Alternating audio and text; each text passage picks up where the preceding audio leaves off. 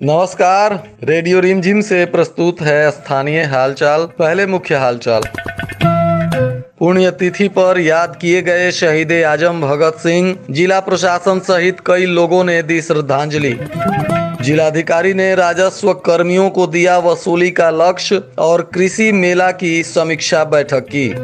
Vishal and company का प्रमुख संचालक कुख्यात परमेंद्र यादव गिरफ्तार। अपने 6 सूत्री मांगों को लेकर मुख्यमंत्री से मिलने पैदल निकले हुंकार दल के नेता। फुलवरिया के मजीरवा कला में बिजली के करंट से एक व्यक्ति की मौत, परिजनों में मचा चित्कार। स्थानीय हालचाल के इस अंक के साथ मैं अनिकेत मिश्र। अब हालचाल विस्तार से। आज गोपालगंज जिला भर में जिला प्रशासन सहित जिले के कई वरिष्ठ और गणमान्य लोगों ने शहीद आजम भगत सिंह को उनके 92 वर्ष के पुण्य तिथि पर अपना श्रद्धा सुमन अर्पित करते हुए उन्हें श्रद्धांजलि दी। इस दौरान गोपालगंज से भगत सिंह स्मारक समिति के अध्यक्ष उपेंद्र नाथ उपाध्याय ने कहा कि शहीद आजम भगत सिंह एक ऐसे महापुरुष थे जो दक्षिण पंथियों और वामपंथियों से लेकर सभी देशभक्तों के लिए श्रद्धा और आस्था के केंद्र रहे। उन्होंने कहा कि भगत सिंह की क्रांति अहिंसक थी, क्योंकि असेंबली में उन्होंने ऐसे जगह पर बम फेंका जिससे कोई भी व्यक्ति ना तो घायल हुआ और ना ही किसी की मौत हुई। बम फेंकने के बाद उन्होंने पर्चा फेंका और वे चाहते तो आसानी से भाग सकते थे, किंतु उन्होंने ऐसा नहीं किया। उन्होंने गिरफ्तारी दी और कहा कि यह बम बहरे गूंगे अंग्रेजों और उनके इंग्लैंड में बैठे आकाओं के लिए है, ताकि इस धमाके की आवाज इंग्लैंड में बैठे इनके सभी आकाओं तक पहुंच सके और वे लोग समझ जाएं कि भारत को बहुत दिनों तक गुलाम बनाकर रखना अब नामुमकिन है। उन्होंने कहा कि जिंदा भगत सिंह से खतरनाक मृत भगत सिंह को अंग्रेज मानते थे, क्योंकि इसी वजह से वे समय से पहले ही उन लोगों को फांसी पर लटका दिए तथा शव को भी ले जाकर नदी के किनारे जला रहे थे। उपेंद्र नाथ उपाध्याय ने गोपालगंज के जिलाधिकारी सहित तमाम प्रशासनिक पदाधिकारियों द्वारा भगत सिंह की मूर्ति पर माल्यार्पण कर श्रद्धा सुमन अर्पित करने के लिए उन्होंने धन्यवाद दिया और उन्होंने कहा कि भगत सिंह स्मारक समिति श्रद्धा और आस्था का ही नहीं बल्कि एक सेल्फी पॉइंट बन चुका है, जहां लोग आकर सेल्फी भी खिंचवाते हैं।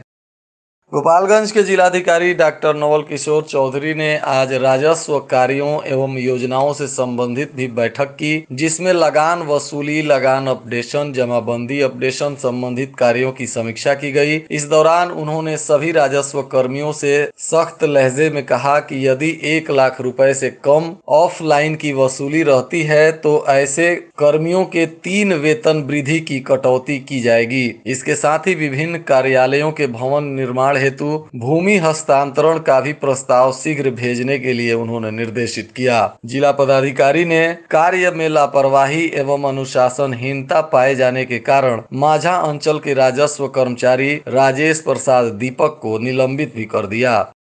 24 मार्च यानी गुरुवार से शहर के मिंज स्टेडियम में कृषि मेला लगने जा रहा है, जिसकी तैयारियों के लिए जिला पदाधिकारी ने आज संबंधित विभाग के अधिकारियों के साथ समीक्षा बैठक की, जिसमें कृषि विभाग, आत्मा, पशुपालन, मत्स्य सहकारिता, एलडीएम, डीडीएम, नाबार्ड को स्टॉल लगाकर अपनी उपलब्धियों को प्रदर्शित करने का भी उन्होंने निर्देश दिया।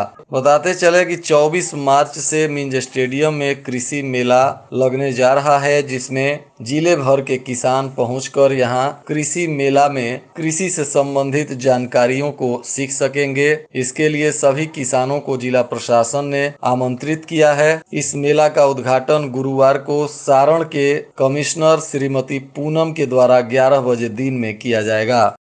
पुलिस अधीक्षक आनंद कुमार ने प्रेस वार्ता के दौरान बताया कि जिले का कुख्यात अपराधी विशाल एंड कंपनी का प्रमुख संचालक परमेंद्र यादव को उत्तर प्रदेश के कुशीनगर से गिरफ्तार किया गया है। यह आरोपी विशाल के जेल जाने के बाद लगातार उसकी कंपनी का संचालन कर रहा था। विशाल के कुछ अन्य साथी भी पहले जेल जा चुके हैं, परंतु उसका मुख्य संचालक परमेंद्र यादव लगातार पुलिस की पकड़ से भागता फिर रहा था। इस दौरान परमेंद्र यादव पर लगभग 10 गंभीर गंभीर मामले विभिन्न थानों में दर्ज हैं, जिसमें मुख्य रूप से 2 हत्या का मामला बताया जा रहा है, जिसमें पोर्टल के पत्रकार शक्ति सिंह तथा जदयू विधायक के करीबी निशिकांत तिवारी की हत्या की बात इस आरोपी ने कबूल की है। वहीं इस आरोपी पर 2 डकैती तथा 6 रंगदारी के मामले भी विभिन्न थानों में दर्ज हैं। फिलहाल पुलिस इस आरोपी से पूछताछ करने के बाद बुधवार को इसे न्यायिक हिरासत में जेल भेज दी है। वहीं पुलिस अधीक्षक ने कहा कि जल्द ही इस आरोपी को रिमांड पर लेकर इससे अन्य मामलों के भी बारे में जानकारी ली जाएगी। बिहार सुधार चेतना पदयात्रा पर स्थानीय भगत सिंह चौक से हुंकार दल के नेतृत्व में अपनी 6 सूत्री मांगों को लेकर गोपालगंज के कुछ नेताओं की मंडली बुधवार को रवाना हो गई। इस दौरान पत्रकारों से बातचीत करते हुए हुंकार दल के नेताओं ने कहा कि बिहार प्रदेश के सरकार को चेतना की आवश्यकता है। बिहार के नौजवानों को भीख नहीं, सम्मान चाहिए और जीने का अधिकार चाहिए। इसलिए मुख्यमंत्री से अपनी 6 सूत्री मांगों को लेकर ये सभी लोग पैदल ही पटना के लिए निकल पड़े हैं। फुलवरिया थाना क्षेत्र के मजीरवा कला निवासी 30 वर्षीय राजीव रंजन यादव की बिजली के करंट लगने से मौत हो गई। प्राप्त जानकारी अनुसार मृतक घर में बिजली का पंखा लगा रहा था। इसी दौरान करंट के चपेट में आ गया, जिससे गंभीर रूप से झुलस गया, जिसके बाद परिजन अस्पताल लेकर जा रहे थे, तब तक रास्ते में ही उसकी मौत हो गई। राजीव रंजन को जब अस्पताल लेकर परिजन पहुंचे तो वहां डॉक्टरों ने उसे मृत घोषित कर दिया। इसके बाद पुलिस ने शव को कब्जे में लेकर कानूनी प्रक्रिया पूरी करने के बाद परिजनों को सौंप दिया है। जिला निर्वाचन पदाधिकारी सह जिला पदाधिकारी गोपालगंज डॉक्टर नवल किशोर चौधरी के निर्देशानुसार प्रशिक्षण कोषांग के वरीय पदाधिकारी उप विकास आयुक्त अभिषेक रंजन के मार्गदर्शन में आज नोडल पदाधिकारी राहुल सिन्हा के देखरेख में जिला परिषद के सभागार में विधान परिषद के स्थानीय प्राधिकारी निर्वाचन 2022 हेतु मतदान कर्मियों को जिला स्तरीय मास्टर ट्रेनर्स द्वारा प्रशिक्षण प्रदान किया गया। इस दौरान प्रथम पाली में सभी पीठासीन पदाधिकारी प्रथम, द्वितीय व तृतीय मतदान पदाधिकारियों को संपूर्ण मतदान प्रक्रिया को बताते हुए उनके कार्य एवं दायित्वों की जानकारी दी गई। साथ ही साथ मतपेटिका को खोलने एवं सील करने की भी जानकारी प्रदान की गई। वहीं द्वितीय पाली में माइक्रो ऑब्जर्वर एवं पेट्रोलिंग मजिस्ट्रेट को प्रशिक्षण प्रदान किया गया।